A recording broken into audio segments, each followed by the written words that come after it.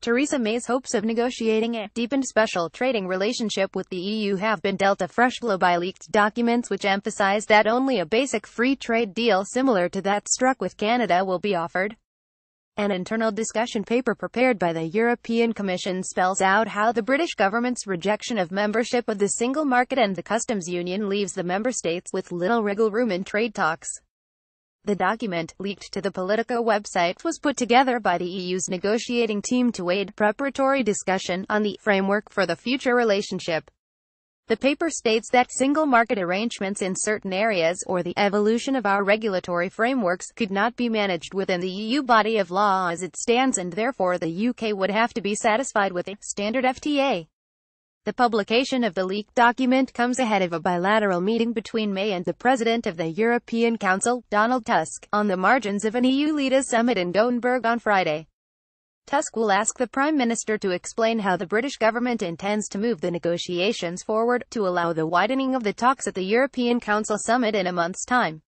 He will warn the Prime Minister that she cannot take for granted that the other 27 member states will rule that there has been sufficient progress on citizens' rights, the Irish border and the divorce bill, at the European Council meeting on 14 and the 15th of December. The Guardian has further learned that the 27 member states have sought a legal opinion from the European Commission on a possible extension of the 2 years allowed for talks under Article 50 of the Lisbon Treaty. The member states do not envision a lengthy extension of the 2 years, however. One EU diplomat said, "We all have our own domestic political situations to deal with, and so I can't imagine us having unanimity on extending Article 50. And this extension would only be if we are near striking a deal and need a few extra weeks or months."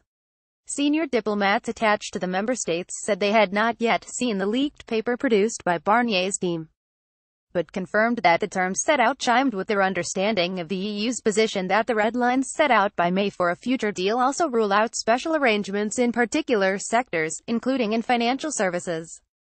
The documents explain that the UK's insistence on regulatory autonomy and its intention to remove itself from the jurisdiction of the European Court of Justice mean it is not compatible as a partner within the EU framework. Such a model would provide no direct branching in sectors like financial services, and the documents add that there are only limited EU commitments to allow cross-border provision of services. The paper will come as a blow to the UK, although the position has been voiced publicly by Barnier in the past. In her Florence speech in September, May had insisted that the EU and the UK should raise their ambitions and that such a deal, similar to that struck with Canada, would not be good enough. Compared with what exists between Britain and the EU today, a Canada-style arrangement would nevertheless represent such a restriction on our mutual market access that it would benefit neither of our economies. May said, "The EU cannot a deal slashes tariffs, but trade in food is restricted by quotas and phytosanitary controls. There is also no additional access to the single market for financial services based in Canada." One senior EU official said the British cabinet was still in cuckoo land if it believed the EU would offer anything more. The EU is still waiting on an improved offer from Britain on its financial settlement, without which direct talks between the EU and the UK on a future deal will not begin.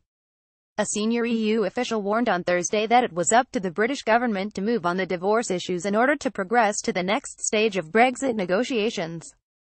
"We cannot be more clear than we have been," the official said, adding that it was up to the UK to provide more information on how it intended to settle its EU budget obligations.